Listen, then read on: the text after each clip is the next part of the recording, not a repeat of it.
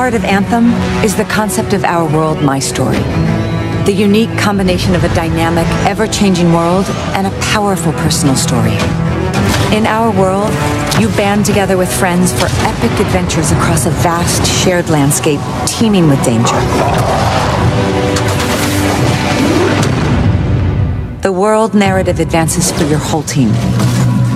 Together, you'll confront countless enemies, those who threaten to take control of the Anthem, as well as ancient beasts. And you'll get further into our world by taking on explosive missions offered by agents who need your help. These missions take you deep into the heart of Anthem, while also developing the personal stories of each agent. Trust me, I'm a person you want to know. Outside of the battles, there's free play. A chance for you to explore solo or with friends. Uncover answers to your questions about Anthem, and find powerful artifacts that could lead you to victory down the road. Back within the safety of Fort Tarsis is where my story begins. This is your chance to develop a richly personal narrative, where your choices have consequences. In this bustling trader town, you'll develop bonds with your pit crew, who can help you prepare for future battles. They're the people in the world who have your back. And as your relationships develop, you'll learn about their pasts and the future they hope to see. Fort Tarsis is ripe for exploration as well. You may even encounter shadowy figures with questionable character. It all depends on the decisions you make. This is real-time storytelling, a reinvention of personal narrative in a multiplayer game. As a freelancer, you are the bridge between the heroic adventures discovered in our world and the personal journey that unravels in my story. And ultimately, the key to the fate of everyone.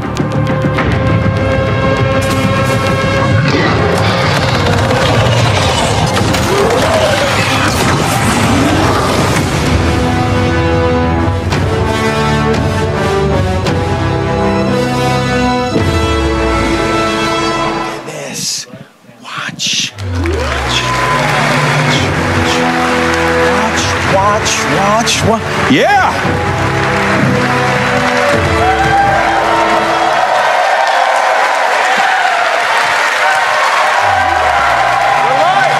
You're live, so make it loud.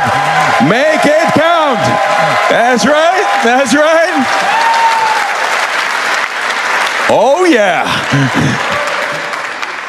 How you guys doing? That's right. For who doesn't know, I am Nick Tarabay, and I play, where is he? Oh, he's not there. There's a Halleck character there that is super handsome, that is super attractive, and just a badass all around. So pretty much me, you know, that's what that was. But anyway, guys, I just want to tell you a little bit before all the geniuses come up. They are fucking brilliant. But I just want to tell you a little bit. I've, as you all know, most of the stuff that I do is film and television, right? All the shows that I've done, film and television and theater. So when Caroline, our lovely, lovely director, asked me, she was like, do you want to host a game that, you know, our Anthem game? I'm like, how are the fans? Are they good? She's like, well, they're very passionate, they're very wild, and they're very crazy. So I was like, fuck yeah, I want to come. That's like my middle name. Passionate and crazy. I was like, I want to be here. I'm so happy. You have no idea. I'm so happy. This is my first game, and I'm sure it's not going to be my last game. I am so happy to meet you guys. I've never met the gaming world. I'm so blessed, and I'm very, very happy. Thank you so much for coming. And just so you know, you are in... Okay, start again. What the heck? Stop. All right. I'll continue. Just so you know, you are in for a treat. Let me tell you something. This game, holy shit. It is so good. I mean, you have no idea the details, how far they went into the depth of the detail, the direction, the writing, the story. I'm telling you, by the end of this, you guys you're gonna feel what we felt, which is like a family. We felt like a family.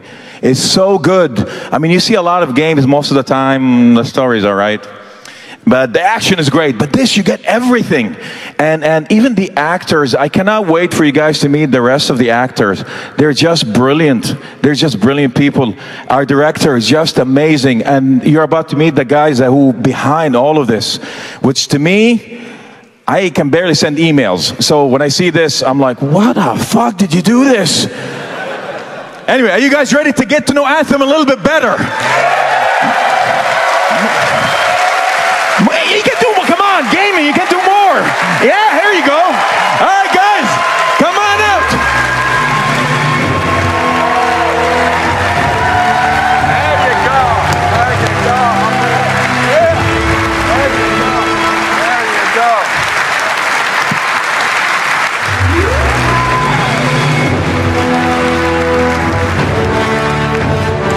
Let me get my phone 1 second.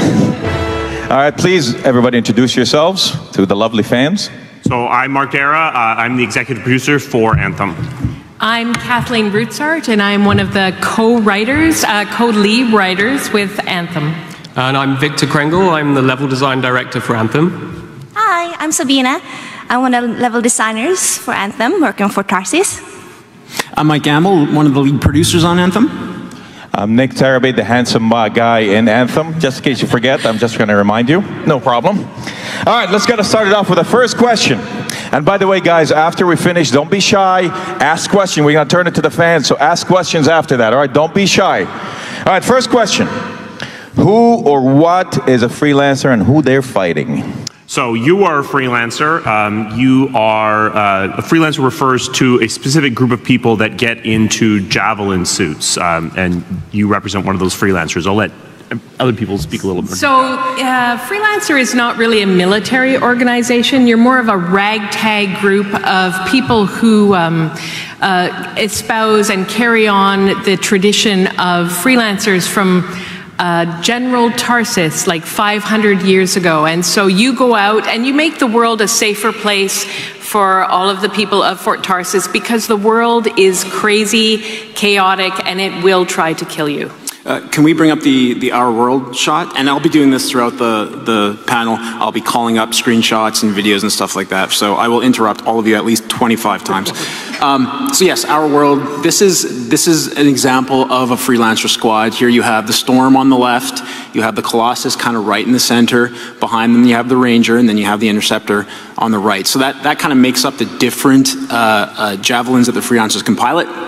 And of course, like the rest of these awesome folks said, freelancers are loosely organized groups of people. So essentially what you'll see with a freelancer squad is sometimes you'll have a cipher, which is a person who communicates with the freelancers in the field. Sometimes you'll have a person who takes care of the freelancers in terms of how the javelins are maintained and the striders that they go through the world are maintained. So it's a soft family, and in Anthem you get to learn about the characters in that family. Absolutely. When you come into the story, the freelancers are a little down on their luck, and you will help to build them up. You'll be part of that group. Yeah. I think freelancers are the heroes of this story, this world. They take on missions that no one else might dare to take, and they do it for the people of Anthem. You'll be part explorer and part knight, going out there and making a difference in the world. Could we load up the crew shot, please? So as part of that family, like we kind of mentioned it, there we go. We have Owen kind of right near the camera there. Owen is the cipher for the team. And as you start playing the game, you realize a lot more about Owen, how you know him, and your relationship develops a lot in the course of that. And then on the far right, we have Faye. Kathleen, can you talk a little bit about Faye? So Owen and Faye are both ciphers, but they come from different sort of cipher worlds. Ciphers are people that, because of the shaper world, the world of the crazy gods who have created this world, they have sort of super telepathic, telecommunicating abilities, but they need to go to school to kind of hone those. So Owen has gone to the community college kind of version of that, and Faye has gone to the Harvard of that. And they are both people that they guide you. A cipher guides you through your mission. So as you go out on many of the missions, whether they're small missions or large missions, your ciphers are the ones who are, they're back in Fort Tarsis in something we called an amplifier chair, and they are the ones that are parsing information at incredible speed so that they can help you on your missions. Yeah, they'll help you to guide you while you're on missions. They'll do scanning of the environment. They'll help you to identify threats and incoming problems you might have to deal with. Yeah. They're really your guides. A thing with enormous teeth and a big mouth around the corner, they'll be the ones to warn you. And then of course, there's, last but not least, there is Halleck, the guy who's kind of... Yeah, damn right, there's Halleck. Halleck. That's right. And Sorry. Halleck here, too. I think we're out of time. We don't have exactly. to talk about Halleck. Can you see Halleck up there? Is he shown yet? Yeah. So you'll notice he wears nipple-chafing bandolier. That's because they can't contain me. That's why that sound. Nick actually asked for that. He's going to be a badass character. That's why. Yeah, so there's Halleck. So, Kathleen, let's talk about Halleck a little bit, and let's try and, just... Remember, I have the power. I was on Spartacus. I have the power to move the microphone away from you guys. That's all I'm saying. Halleck is perhaps one of the most amazing characters that BioWare has ever written.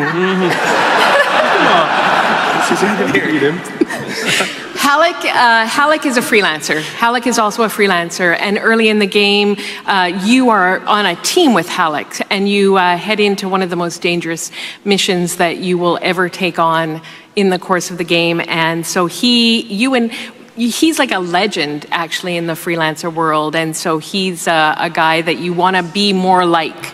Frankly, he's pretty much like me in real life, He's super smart. He's intuitive. He's buff. He's tattooed, and he's also grumpy. Yeah, he's grumpy. Yeah, he's kind of grumpy. But remember, when I don't eat. Yeah. The characters that we write in no way, shape, or form have to resemble their real life voice actors. Like, it's totally fine. But yeah, he's not exact. He's a mentor, and yet he doesn't want to be your teacher. He's a legend in his own right. I'm getting a little emotional. Let's take a minute. No, I'm just kidding. I'm not going to take a minute. All right. Ask another question. What can you do in Fort Tarsis? You can do lots of things. You can talk with people. You can discover things. And this is the greatest way to actually explore the lore and get to know the world a little bit deeper as well. Get to know the backgrounds, the hardships of people in this world. So there's a lot of emotions, I would say. So in this screenshot, there's a lot to unpack here, but most importantly, you'll see that there's a puddle right in the ground, right in the middle of that. So before we move on, there's a 98% chance that puddle is going to be changed, moved, reduced. Don't touch my puddle.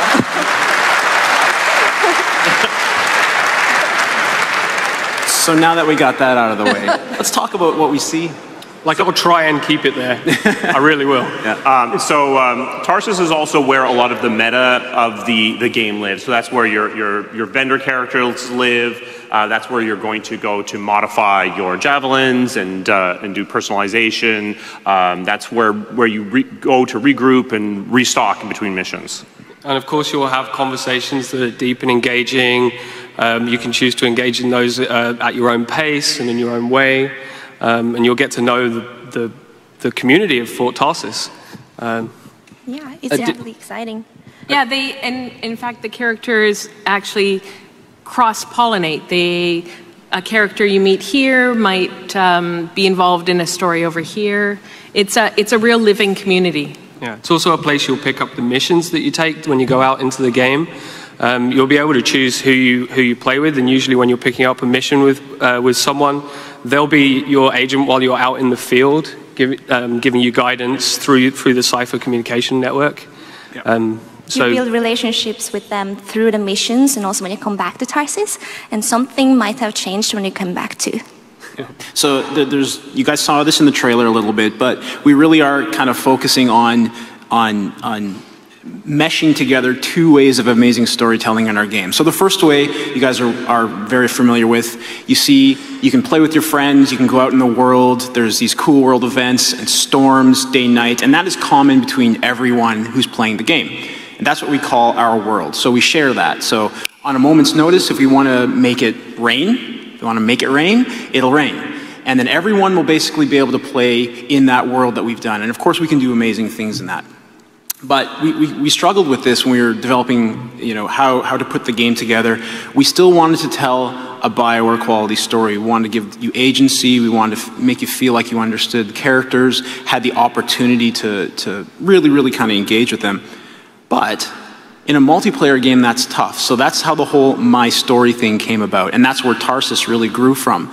So you'll see, like everyone kind of mentioned, Tarsus is a place where you can interact with characters. You can make decisions, you can make choices, you can role play, and you don't have to do that when you're with your friends. When you're ready to go out on a mission, that's when you join your friends and that's when you go. So, I mean, there's a lot of different Tarsus in there, but we'll show more as we go through this panel.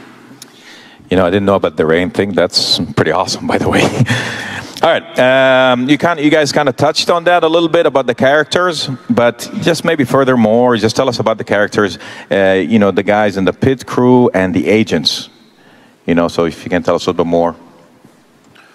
Yeah, so the agents are the characters who are going to give you the majority of your missions. They serve different factions, whether it is Corvus, our sort of CIA special forces kind of group, or Yarrow, who we have here, he is an old freelancer who remembers a time when the freelancers were a lot more important, a lot more well respected, and he's trying to restore the freelancers to that former glory. These are the characters that you are going to interact with a lot, build relationships with, and really form friendships and an understanding of what their motivations are over the course of the game. Yeah. So can we showcase the second video a little bit and we can talk over it a bit? Sure. Yeah. So this is Yarrow. Is an ex-Corvus agent. This is Matthias. Yeah, you just missed him, but he's one of the Arcanist faction. Arcanists are sort of research scientists. They want to find out more about the Shapers. Yeah. And because each faction has a very different character, they'll send you out on missions which are themed to fit their character. So when you go out with an Arcanist, you'll be like exploring the deep places of the earth, learning about the depth of the lore. If you go out with a Freelancer, you'll be working to restore the Freelancer faction.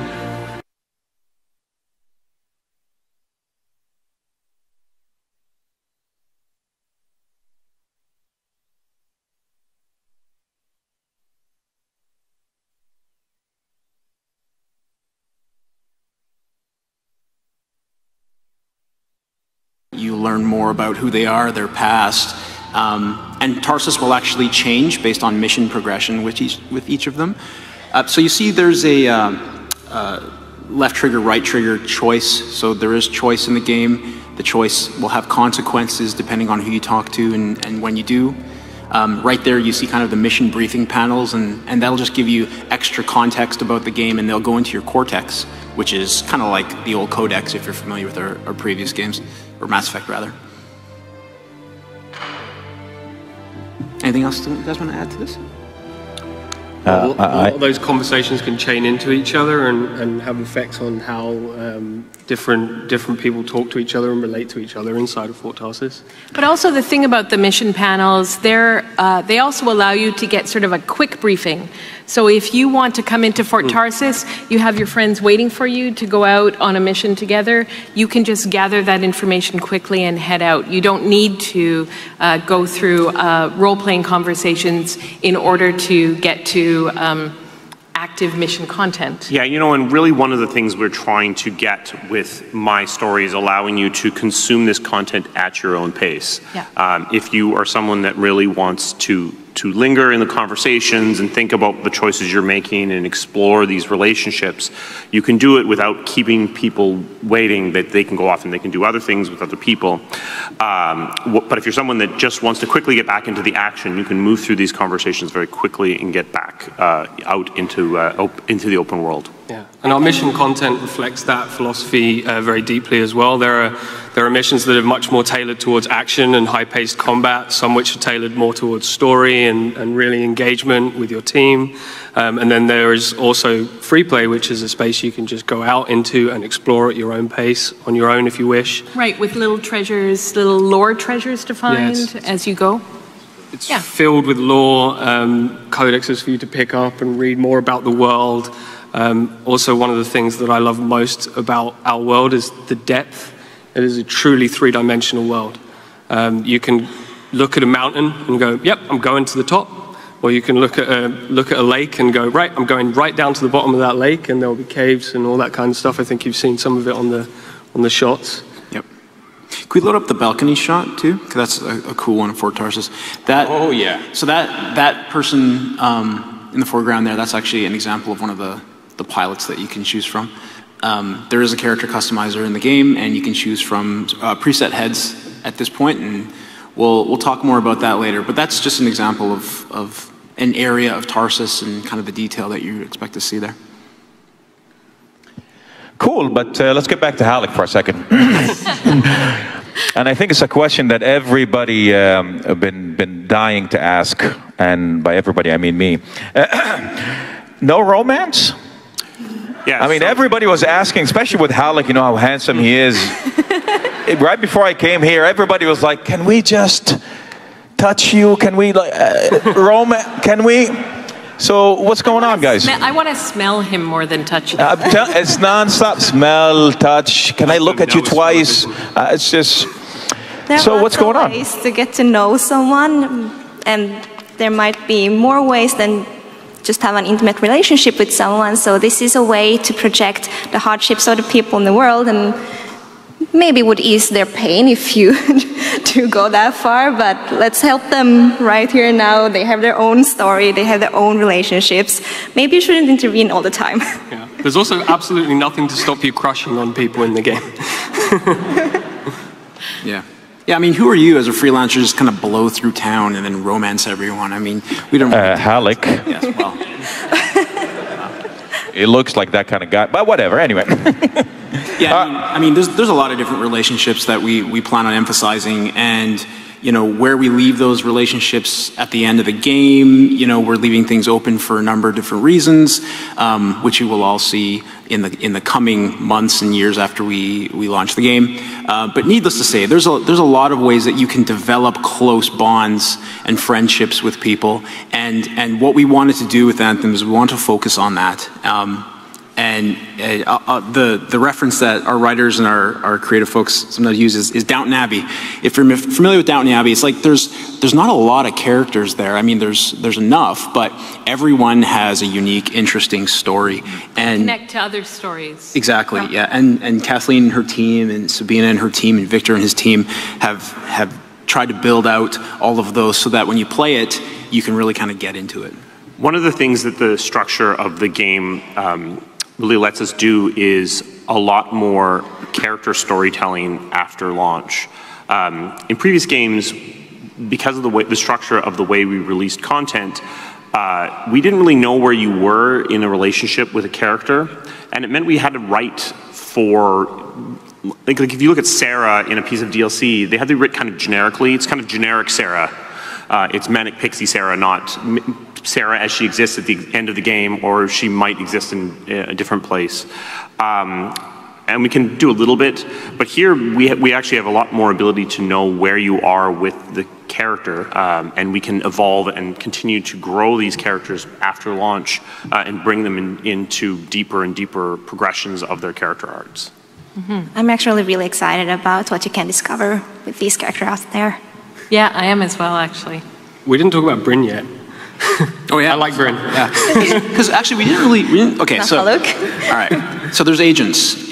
You saw the pit crew. We talked about the pit crew, but agents are our way of giving texture to the world. So agents will allow you. This is not Bryn. No, that's definitely not Matthias, which you should all know by now. So agents allow you to discover more about the world, about the game, about, you know, the Scar, or about the different factions, the Sentinels, all the different things that kind of make up this living world that we have. So Bryn is one of those agents, right? Yeah, she's kind of awkward. Maybe some of us can identify with that. But she was one of the first, as the game started to come together, that I was doing reviews of our level design content, and suddenly it was like, well, I just want to spend more time with her. And what I noticed was that the different agents, they will appeal to different people to different degrees, and you will get to choose the missions that you go on based on how much you want to spend time with those people. And if you spend more time with one out in the world, you'll get to know them deeper, and their storyline will progress. So Bryn's a Sentinel. Sentinels are another faction of Lancers, so they're another group that wear javelins, but they are more like the police force or the security force. They stay pretty close to Fort Tarsus. They're more about keeping the populace safe from direct threats, whereas the freelancers go out farther afield and deal with a little bit more of the weird stuff. Bring up the market shot. So that's a Sentinel right there in the foreground, you know, just being beautiful. In the suit. And you'll see them out in the world as well. Actually, is that Bryn talking to the Sentinel? I think so. That is I actually think so. There you go, there. That's Bryn right there. So enjoy the back of Bryn's head, everyone. Probably should have looked at these shots before we showed them to you. Sorry, Mike. No, it's sass as always. All good. Sass. Yeah, I mean, she's not the leader of all of the Sentinels either, so she's kind of a mid-level lieutenant, and she's doing her best to give you stuff to do. She trusts the freelancer. She trusts you, though. She trusts you in a way that others don't. It's good. And you get to build a friendship with her. She opens up very slowly in conversation, but I think you're even the very first freelancer that she's talking to. Yeah. Yeah, but also, all kidding aside, really, I mean, seriously, the characters really have great stories. They're absolutely true. It was written really well. Like, I'm telling you, once you meet each and every one of them, they may appear a certain way, but as the story goes, you'll get to know them in a different way, and you'll understand why they do what they do, which is, I found, which is fascinating. I love storytelling, and I love good stories, and I'm telling you, it's just, each character has its own issues, has its own demons, and their own intentions as well. And the way they mesh together is just brilliant. It's just brilliant. I think you guys are going to have a blast playing it and watching it even. It almost feels like a movie and a game at the same time. It's really good. All right. Another question. And it's not about Halleck. Although I know you want to know about Halleck, but anyway. How does Anthem influence games that comes after BioWare? So, you know, one of the things that we've really done in Anthem is focused a lot of attention on Fort Tarsus. It's the primary place where we do the agents, the reactive storytelling. And I think as a result, we've pushed Tarsus further than we've ever pushed any of our hubs before. It's a more reactive space. It's a space that feels more living, more alive. And I think going forward in future Dragon Age games or other games, that you are going to see that reactivity, that depth in our hubs that we've really been able to bring out in Anthem. Yeah, and we've also got the continuation of stories after we've launched, and that's a big one. If you remember back to the ancient times, when we released a game, and then that would be the story for a certain set of characters, and then we would release DLC later, and we'd be able to tell unique little bits of story afterwards. For Anthem, and kind of where I think we all kind of like to see us head, is the ability to continually tell new great stories throughout the year, throughout the months after launch, and do that so that players can just kind of eat it all up whenever we want. So for example, as a thought exercise, we have all these agents, we have these great pit crew, after Anthem, we could choose to say, okay, well, now we're going to expand a storyline for one of those agents. Or now that certain things in the game world have happened, remember, our world, we can change it. This changes the relationship, or this changes the direction with a certain character, or this changes the type of missions that we can go on with certain characters. Or even, we add new characters, we add new agents. You know, there's a continuation with maybe Halleck and Faye after the main story. We can do all that. And Anthem gives us the tools to be able to do that.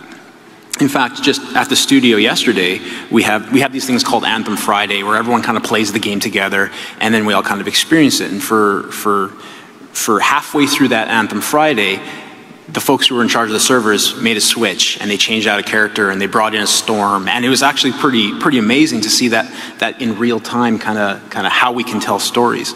And I don't know, this is just my opinion, is that I hope that the future games, whether it's Dragon Age or the other one that starts with Mass, continues to utilize this kind of storytelling. I mean, you mentioned players, and we hope that that is a nice opportunity for players. But as a writer, like, I'm so excited about the opportunity to actually take these characters that are now established and quickly, like, not like, oh, okay, when we let out the next game or we let out the next DLC, that we can actually start to cross-pollinate them in ways that we hadn't even considered. Like, these characters in Tarsus, and many of them I did not write, so I'm not biased in that way. They're great. These are characters created by our BioWare character writers, and they are fantastic, and I can't wait to see more of them. And the opportunity of that in live service is really exciting. Equally, with the ability to add gameplay into their arcs and continue to build missions that support and develop them. I'm sorry, I'm going to speak about Bryn again. Like, when you're out with Bryn, she literally gives you... My wife's in the audience right down here, by the way. Sorry, wifey. When you're out with Bryn in the world, she's the kind of person who'll give you a bit of sass. And like, you know, she'll be like, you know, why did you miss that shot? Stuff like that while you're doing things. Whereas Yarrow's very much a kind of, you know, he's somber and he's supportive and he really wants to rebuild the freelancers. So we can really play into those arcs going forward for a very long time. So sass over support. Is that what we're to take away? I like sass. Well, it doesn't matter. It doesn't matter what Bryn does. Apparently, Victor's going to like it. I'm embarrassing myself again. All right, now to the fun part, guys. Now you get to ask questions, and when you do, please, there's a microphone here, and there's a microphone over there. Unless you feel compelled to go to the balcony and ask, then good luck with that. But please, just line up over here and ask questions. Don't be shy. Line up and ask questions. I know when I'm in a panel, I want to know things, all right? So tell us, what do you think? Just let's wait for a little bit till people line up a little bit. And if there's only like, if there's only 5 or 6 questions, this panel's going to be really short. So, come on, you can do it. You can do it. Line up. Come on. I don't want to be sick. All right. The happy gentleman right here. I am so excited to hear your question, man. You look very excited. I am excited. Go for it. Dick, first of all, loved you in Spartacus. Thank you. Thank you, sir. Thank you. So this game is basically about player experience.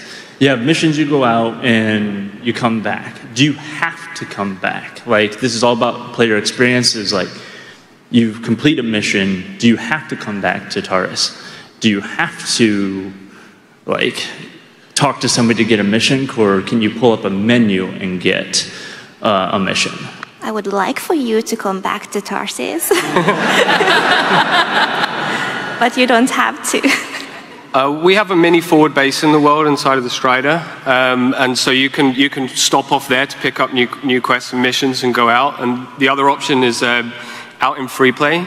You can get lost there for forever if you wish. Oh, yeah, but also, like, the role-playing conversations, the ones where you deeply engage with the characters, those are actually optional.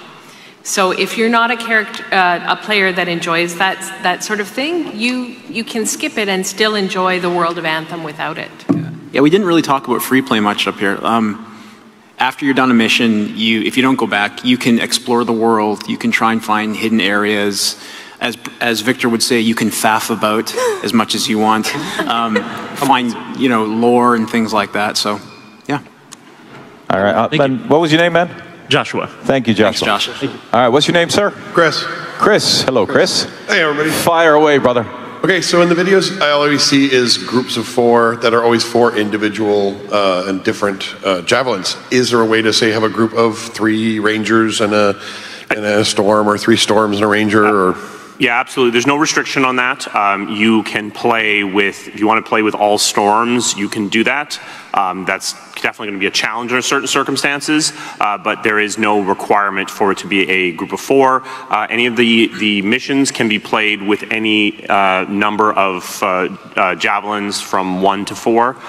There is some content that does require a party of 4, but the main story does not. Yeah. Cool, you can customize the heck out of each of them, so they'll all look different if you want them to. Yeah. Thank you, man. Lovely lady here with an awesome costume. Go for it. What's your name, darling? Savannah. Samantha, go for it.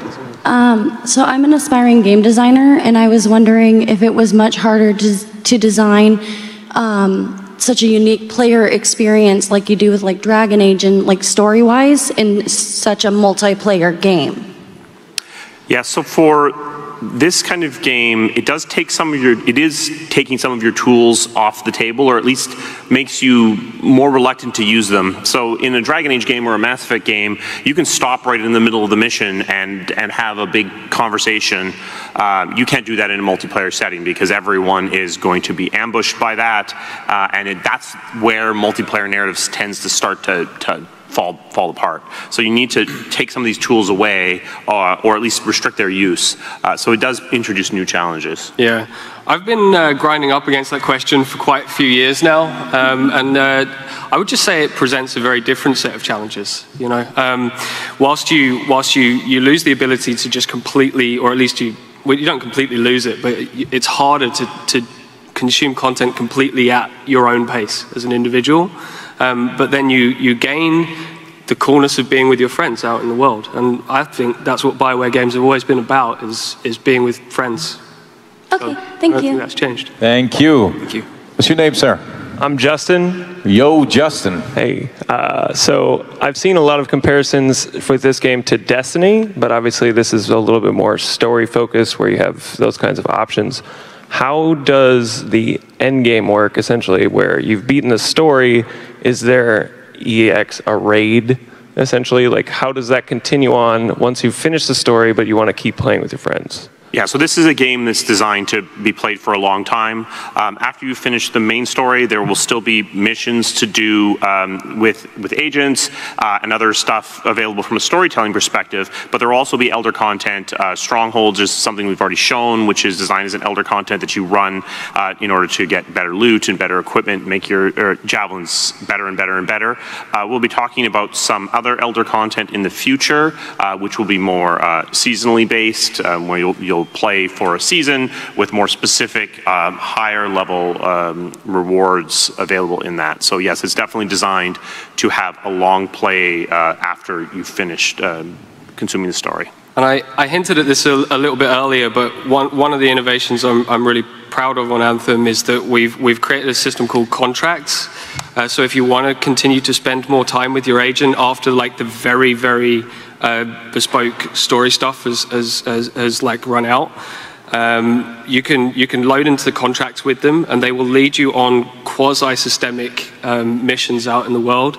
And there are many, many ways those can play out. So, it's kind of like a story light version of quests. Awesome. Thank you. Thank you. Yes, sir. What's your name? My name's Eric. Yo. I had a question sort of piggybacking off of his, related to similar games. The best or best looking equipment always seems to be locked behind incredibly hard multiplayer content that not everybody can finish, or that requires multiple hours and team coordination and planning. Will there be the cosmetic aspects, or at least like, a lesser, like lower version of the coolest items in the game that are available in the story or in the multiplayer area that maybe just have less stats than the ones you get from Strongholds? Yeah, from a cosmetic perspective, yes. but we don't want to give the players the opportunity to pay for power anyway. So obviously gear and weapons and that kind of stuff you'll have to earn in the game. And you can grind out at different things. So as Victor mentioned, there's the contracts. The contracts are not necessarily, you know, high-end Elder game, super challenging stuff, but if you play enough with them, you'll get enough sweat currency in-game to actually buy some of those cooler things. So there's the alternative ways that you can get it besides just doing the hardest content in the game. Yes, but there will be some content which is still locked behind that. So as we've mentioned before, we have strongholds. Those are for players. Strongholds will give certain things especially, but there's going to be other ways to get those things. Thank you very much. No problem. Thank you. What's your name, brother? Hey, so my name's Chase, and I have a question for you as a team.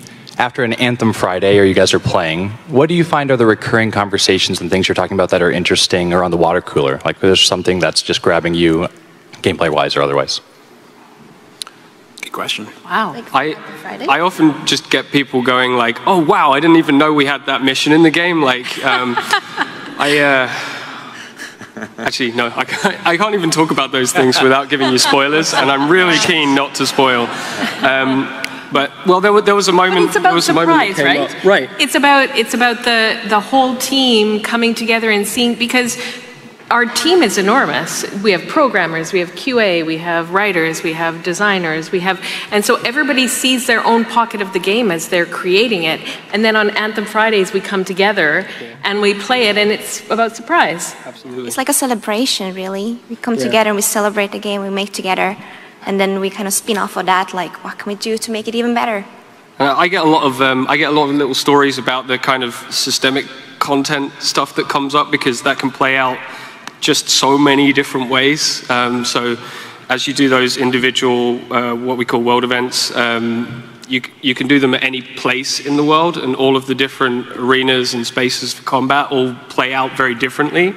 So I'll get people coming and they'll be like, oh God, I had to fight the 6 that you saw on screen before, the big bear looking thing. And I had to do that like inside of ancient ruins. So it was like a labyrinth, and it was like being trapped in there with a minotaur. Yep. So you say it however you want, Victor. Yeah. You can say, you can faff about and say it as you want. Yeah. Yeah, we call them Anthem moments, like, and now that the game is really starting to come together as a whole thing, people are getting more of them. So I had an Anthem moment last week where I was out on a mission to do a certain thing in the world, which I won't spoil, and then it's like some fog came in, and then this area was just foggy and dangerous, and I was locked down, and I was trying to defend a point, and then you had all these creatures kind of bursting through the fog, and I had to fend them off. It was like just kind of this weird, you know. Nightmare? Yeah, nightmare. But like when all the right systems kind of come together, and it creates this really cool experience that you remember, and you're like, oh yeah, we all have those and we share them. Yeah, I mean, really, this kind of game, one thing it does is it gives you moments of storytelling that are created by your experiences as opposed to by the character moments or the interactions you have with specific characters. Thank you. But Chase, to tell you the abbreviated answer, everybody gets together and talk about Halleck. Yeah, yeah. No, that's what will happen. That's the real truth. Yeah. But that's cute too. Yeah. All right. Young man. Hi, I'm Chris. Chris? Yeah. Well, how old are you, Chris? 15. You're gonna get the best question from this guy, I bet you. I'm telling you. Go for it, Chris. So you've told us a lot about how you can like customize the story to how you want to play it, but how can you like customize the action to your play style? And ooh, good question. Look at this. Right for the jugular.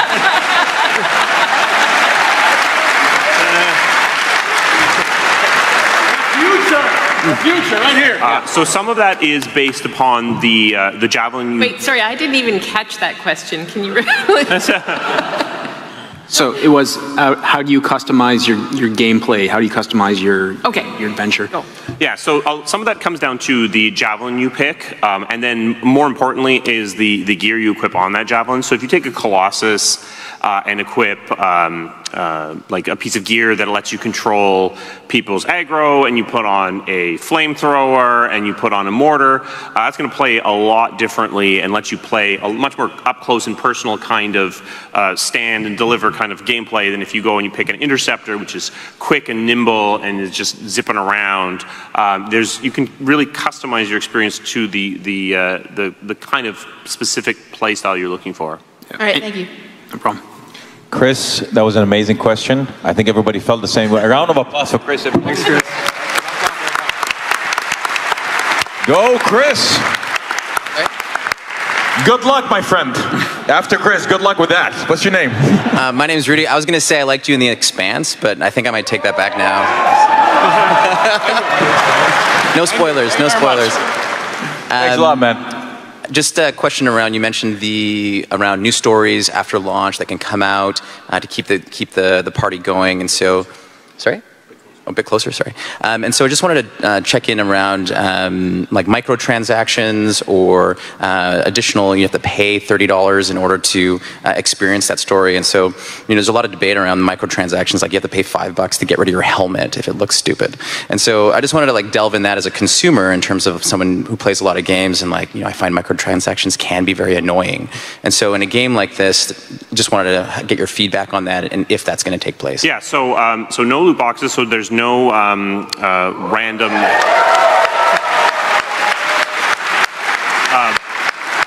There will be some cosmetic stuff that you can pay for, so it will always be earnable. So we might give you the ability to short circuit out of using sweat currency. You'll be able to earn sweat currency to buy cosmetics, but we will let you also spend money on those. For storytelling, we don't want to divide up the audience. We want people to be able to experience the same story at the same time, so none of that's going to be locked behind any kind of paywall. Yeah, perfect. Thank you very much. Awesome. Thanks a lot, brother.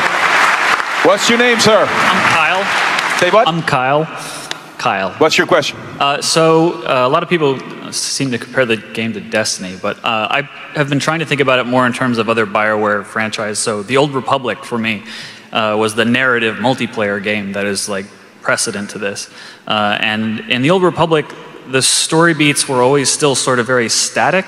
When you're playing in groups, it would do like roles. So you pick a dialogue option, and then whoever won the role for that dialogue got to influence how the story is going. So in Anthem, are there story beats that are sort of group content, or is that all going to be solo tied into the hub? So you will get some story delivered when you are in a group, but it will always be that story that's delivered when you are in a group together will not have branching in it. So you're not going to get these weird but you totally ruined my entire storytelling experience because you went left and I would have gone right, and now I don't even know what to do with myself.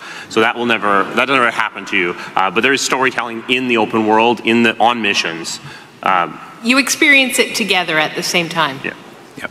Okay, so the open world stuff will all be sort of static story beats that's group, and then for the customized story, that's all in Tarsus. Yes, in Tarsus. Absolutely. Or in the Strider. That's where the branching happens, and that's a single player experience. Yeah, and that's on purpose. That's by design. That's how we want to actually be able to tell the story here.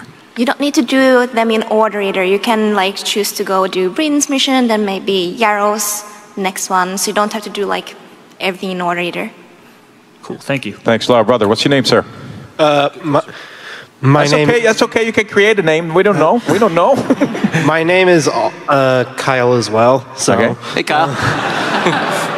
Go for it, man. Well, for more players that like don't always have friends on at the same time, are there matchmaking systems in place to do the harder content with in case you're on at odd hours? Yeah, what a great question, Kyle. It's like you were a plant for us in the audience. So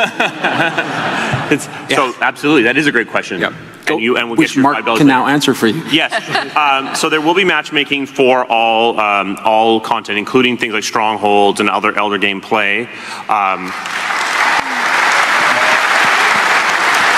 So you will be able to join up with your friends if that's the way you prefer. But if you just want to quickly go in and play with other people, we'll give you options and ways to bring people together, quickly get into the content and experience it. And you'll also be able to support as well, right? Like to jump in to support. That's right. Reinforce. Yeah, so we have something called reinforcement. So if someone is playing a mission, you will be able to join a mission in progress because of the nature of the world, a freelancer can kind of come flying over the horizon. You'll be able to basically do that, come and join them mid-mission, or have someone come and join you mid-mission to help you out. Thank you. Thank you. By the way, Kyle, Fort Tarsus is a single player. What's your name, sir? I'm Sawyer. Go for it, Sawyer. All right, so in BioWare's previous entries, we've had a character that's kind of been almost locked into a role that we can expand on and play how we want and develop in a way that we feel fits us. In Anthem, are we going to be sort of locked in that same constraint where it's like a shepherd, where we're a military commander and we play that military commander specifically the way we want, or is it going to be more open? So you are a freelancer, specifically. You have a certain amount of back history, the stuff that's happened with you and Faye and Halleck before the story starts. That's the same for everyone. The way you behave as a freelancer is relatively open. However, you are a freelancer. A freelancer means a certain number of things. I realize I'm sort of dancing around your question, but so you are a freelancer, and which means that you are constrained in the way you behave to a certain degree. But what you do, who you interact with, the missions you take, this is all open to you. Excellent. Sweet, thank you. Sir, what's your name? Josh. Hey, Josh. So I just wanted to ask, is there a way you could give us an idea of how large the map is or maps? So I realize that this has been asked on Twitter before, and I've never actually given an answer, and I'm not going to give one now. And I'll tell you why, because I find that it's not a particularly useful piece of information. And I'll tell you why I don't think it's a particularly useful piece of information for two reasons. One, you have a jetpack, so what actually means you can fly. You're actually pretty fast, which you would think would make you consume the space really fast. So if I told you if it was really big, it would potentially be exaggerating the size of the world. But the other thing that that jetpack actually lets you do is move vertically. It's a very vertical world. So that actually, what you find is when you fly over a space, you basically feel like you've not even been through it. And if you come through later and on the ground, it feels very different. Sometimes even if you come through later at a different altitude flying through it, it feels very different. So as a result of all of that, the specifics of like the square footage of the world, I don't feel is a particularly useful number to provide. So that's why we haven't provided it. I just think it actually provides more confusion than it actually provides clarity. We'd be better off measuring in volume. Yeah. It's like Swiss cheese, the world. So, you know. Not to mention the big lakes, the pools, right? Yeah, exactly. Like, I think Mark hit it on the head where you're usually going with an intention to a place. So you will fly between the places you want to be in, and you'll be like, oh, that was a pretty valley I just flew over, and later we'll bring you there. And you're like, whoa, that's a fully realized, detailed combat arena, and I didn't even notice. It will look different in nighttime and daytime as well. Yeah, absolutely. The weather has a big impact on that. Thank you. Thank you. We got 5 minutes. We're going to try to get everybody. Sir, what's your name? My name is Rue. All right. My question is, like, does the ideals of the different factions actually matter? Like, are they at ends on some ideals? Yeah, I would say yes. So we play as a freelancer, but right off the top, you realize that as Vic mentioned earlier, that the freelancers are kind of on hard times when we start because of the beginning of our Crit Path story. And in fact, the Sentinels, and Bryn is a Sentinel, and we saw a Sentinel in that shot, the Sentinels they look down on the freelancers and they don't tend to collaborate with them. So, and then we have the Corvus faction who work in mysterious ways. So yeah, I would say that's true. The factions do actually matter. Although you will always play as a freelancer because they're best faction. Thank you. But the other point I hit there before was that when you're playing missions with a different faction, they have a different tone. So if you're playing with the freelancers, Yes. you're going to be like paying respects to fallen soldiers. You're going to be doing things which are heroic. If you're with sentinels, you're going to be maintaining the upkeep. You're going to be basically trying to make the world safer. And if you're fighting scars, you're like, what the frickin' hell is going on? Yeah. Or Arcanists, you play with Arcanists and you realize a lot of stuff about Shaper and Shaper technology. And Arcanists are useless and they always get lost in the world and you have to go rescue them and it's just a pain. Yeah. and try to remember all these names while we're memorizing these names. Try to perform it. It was like, what? Who's what? Okay. Good stuff. You, sir. My name is Matt. I was wondering, we've talked a lot about the freelancers today. What more can you tell us about the enemies of the game? Yeah, so there are there's basically 4 primary enemy factions. There's Scars, which we showed at E3. They are they've come through They've been created by chaos. There you go. They've been created by chaos. They are trying to sort of emulate humans, but they are not humans. They're not really intelligent. They're like this weird kind of insect mimic. There's the Dominion, which is an enemy faction up to the north that are trying to harness the Anthem's power to nefarious ends. There are outlaws, so there are bandits that live out then sort of scratch out a living through smuggling, and then there are the animal factions, which are and when I say animal, I mean basically monsters. These go from everything from an Ursix, which is a bear the size of a truck, to down to the grabbits, which are rabbits that will eat you. They're sharp, the sharpest teeth you've ever seen. Cute and vicious. Yeah. Thank you. Thank you, brother. All right, sir, go for it. What's your name? My name is Nathan. Nathan, what's your question? So the game seems to be pretty non-linear. How non-linear is it when it comes to missions? Like, are there multiple ways to tackle different missions? Based on the missions being in the open world, yes, you can attack missions from various different ways. Once you actually get to a certain point on a mission, you kind of have to do the thing that they're asking you to, but you can totally hit it in different ways, especially if you're with a group of other javelins of different types. So for example, if you're playing with a Colossus and your friend is an interceptor, you would go in and you'd basically, take the tank damage as much as possible. The interceptor would come around back and ninja them from the back.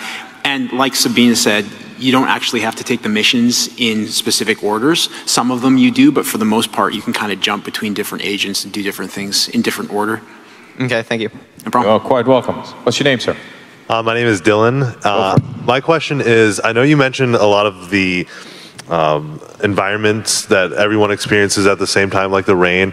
Are there also going to be other living ecosystems that kind of change as the world progresses, or is it just kind of be fairly static?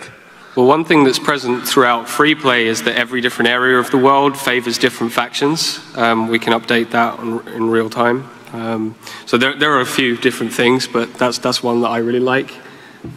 There's an answer to that question that we're not ready to talk about, but don't worry. Soon. Thank you. Yes, what's your name? I'm Sarah Marie. I'm kind of going off of that question, sort of following up. Can we anticipate to see really extreme earth-shattering events in this dangerous world, in these environments? And how is that going to affect gameplay? Same answer. Exactly.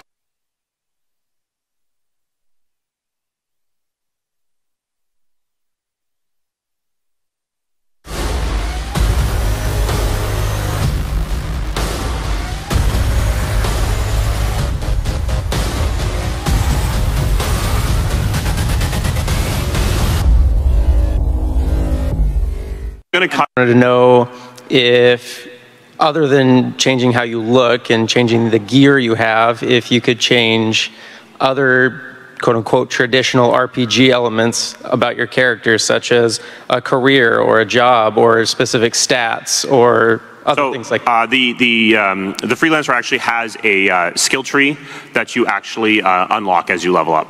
So yes. Thank you. Okay, so we'll wrap it here. I have a question for you, Mike. No. When is the demo coming out? Oh, right. The demo is coming out on February 1st, 2019. Such a softball. So that's it's a while for the actual demo, but that's going to be the demo. That's not a beta or an alpha or anything like that. We do have tests that are coming before that, which you may or may not hear about. So that's where we're at now. Before everyone leaves, we wanted to give you a huge thanks for coming out and seeing us. We really appreciate it. For all the Bioware folks, we appreciate you. Yeah, you gotta love